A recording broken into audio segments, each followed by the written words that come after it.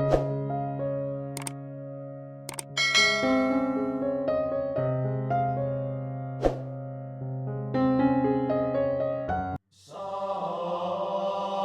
Friends, ಹೇಗಿದ್ದೀರಾ? Welcome to knowledge for life in Kannada channel. ಈ ಕ್ಷಣದಲ್ಲಿ ಜೀವಿಸಬೇಕು, ನಮ್ಮಲ್ಲಿ ನಾವು ಅನುಕ್ಷಣ ಇರಬೇಕು.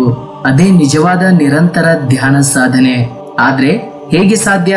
ಹಾಗೆ ಹೇಗೆ ಇರೋಕ್ಕಾಗುತ್ತೆ ಅಂತ ತುಂಬಾ ಜನ ಕೇಳುವ ಪ್ರಶ್ನೆಗೆ ಸಮಾಧಾನವಾಗಿ ಒಂದು 5 ಟಿಪ್ಸ್ ಹೇಳ್ತೀನಿ. ಆದ್ದರಿಂದ ಈ ವಿಡಿಯೋವನ್ನು ಕೊನೆವರೆಗೂ ಸ್ಕಿಪ್ ಮಾಡದೆ ನೋಡಿ. ಮೊದಲನೇದು, ನಾವು ಈ ಕ್ಷಣದಲ್ಲಿ ಅಂದ್ರೆ ವರ್ತಮಾನದಲ್ಲಿ ಇರಬೇಕು ಅಂತ ಗಟ್ಟಿಯಾಗಿ ನಿರ್ಣಯಿಸಿಕೊಳ್ಬೇಕು. ಯಾವ ಕೆಲಸ ಮಾಡ್ತಿದ್ರು ಆ ಕೆಲಸದಲ್ಲಿ ನಿಮಗ್ನರಾಗೋಕೆ ಪ್ರತಿ ಕ್ಷಣ ಪ್ರಯತ್ನಿಸಬೇಕು. ಪ್ರತಿ ಕೆಲಸವನ್ನ ಮನಸ್ಸಿಟ್ಟು ಮಾಡಿದ್ರೆ ಯಾವ ರೀತಿಯ ತೊಂದರೆಗಳಿಲ್ಲದೆ ಪರ್ಫೆಕ್ಟ್ ಆಗಿರುತ್ತೆ ಹಾಗೂ ಆಸೆಪಟ್ಟ ಫಲಿತ ದಕ್ಕುತ್ತದೆ. ಅದಕ್ಕೆ ಮನಸ್ಸಿದ್ದರೆ ಮಾರ್ಗ ಅಂತ ಅಂತಾರೆ.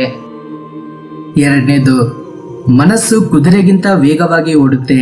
ಸ್ವಲ್ಪ ಮರೆತರೆ ಸಾಕು ಮನಸ್ಸು ಎಲ್ಲೆಲ್ಲಿಗೋ ತಗೊಂಡೋಗುತ್ತೆ. ಅದಕ್ಕೆ ಮನಸ್ಸಿಗೆ ಲಗಾಮನ್ನ ಹಾಕಿ ಅನುಕ್ಷಣ ಚೇತನಾವಸ್ಥೆಯಲ್ಲಿ ಅಂದ್ರೆ ಕಾನ್ಸಿಯಸ್ ಆಗಿ ಇರಬೇಕು. ನೀನು ಮಾಡುವ ಪ್ರತಿಯೊಂದು ಕೆಲಸವನ್ನ ನಿನ್ನ ಅರಿವಿನಿಂದ ಮಾಡಬೇಕು. ಮೂರನೇದು, ಇವಾಗ ಆಲ್ರೆಡಿ ನಡೆದು ಹೋಗಿದ್ದು ಭೂತಕಾಲ. ಒಂದು ಕ್ಷಣ ಹಳೆಯ ನೆನಪುಗಳಿಗೆ ಹೋದ್ರೆ ಸಾಕು, ಭೂತದ ರೀತಿ ನಮ್ಮನ್ನ ತುಂಬಾ ಆಳವಾಗಿ ಎಳ್ಕೊಂಡು ಹೋಗ್ಬಿಡುತ್ತೆ. ನಾವು ಆಗಿ ಹೋಗಿದ್ದನ್ನ, ನಡೆದು ಹೋದದನ್ನ ತಕ್ಷಣ ನಮ್ಮ ತಲೆಯಿಂದ ತೆಗೆದು ಹಾಕ್ಬಿಡ್ಬೇಕು. ಹಳೆಯ ನೆನಪುಗಳ ಹತ್ರ ತುಂಬಾ ಜಾಗ್ರತೆಯಿಂದ ಇರಬೇಕು. ಏನು ನಡೆದರೂ ಸರಿ, ನಡೆದ ಕ್ಷಣದಲ್ಲಿ ಹೋಗ್ಬಾರ್ದು, ತಕ್ಷಣ ಬಿಟ್ಬಿಡ್ಬೇಕು, ಇಲ್ಲಾಂದ್ರೆ ಮರೆತು ಬಿಡ್ಬೇಕು. ಇದು ತುಂಬಾ ಕಷ್ಟ, ಆದ್ರೆ ಪ್ರಾಕ್ಟೀಸ್ ಮಾಡಿದ್ರೆ ಸುಲಭವಾಗುತ್ತೆ.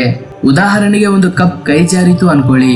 ಅಯ್ಯೋ, ಹೀಗೆ ಹಿಡ್ಕೊಂಡಿದ್ದೆ, ಅವತ್ತು ಕೊಂಡ್ಕೊಂಡಿದ್ದೆ ಅಂತ ಹೀಗೆ ಹಳೆಯ ನೆನಪುಗಳ ಸುಳಿಯಲ್ಲಿ ಸಿಕ್ಕಾಕೊಳ್ತೀವಿ.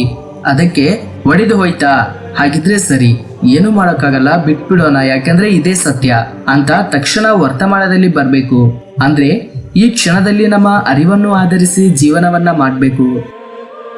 ನಾಲ್ಕನೇದು, ಊಹೆಗಳಿಂದ ಕಾಲವನ್ನ ಕಳೀತಿರ್ತೀವಿ. ಭವಿಷ್ಯತ್ತಿನಲ್ಲಿ ಹೀಗೆ ಮಾಡ್ಬೇಕು, ಹಾಗೆ ಮಾಡ್ಬೇಕು ಅಂತ ಕನಸು ಕಾಂತ ಯಾವಾಗ್ಲೂ ಊಹೆಯಲ್ಲಿ ತೇಲಿ ಹೋಗ್ತಾ ವರ್ತಮಾನವನ್ನ ಬಿಟ್ಬಿಡ್ತೀವಿ.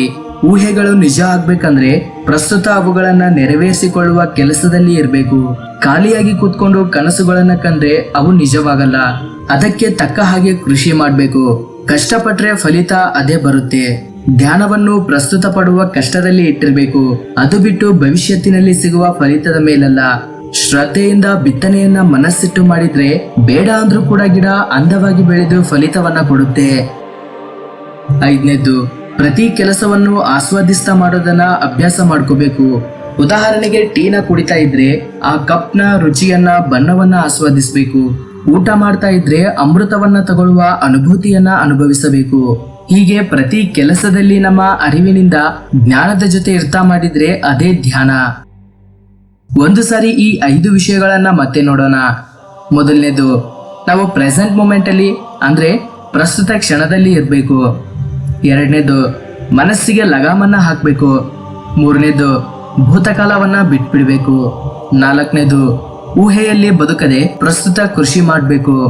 ಐದನೇದು, ಪ್ರತಿ ಕೆಲಸವನ್ನ ಅರಿವನ್ನು ಆಧರಿಸಿ ಜ್ಞಾನದ ಜೊತೆ ಇರ್ತಾ ಮಾಡಬೇಕು.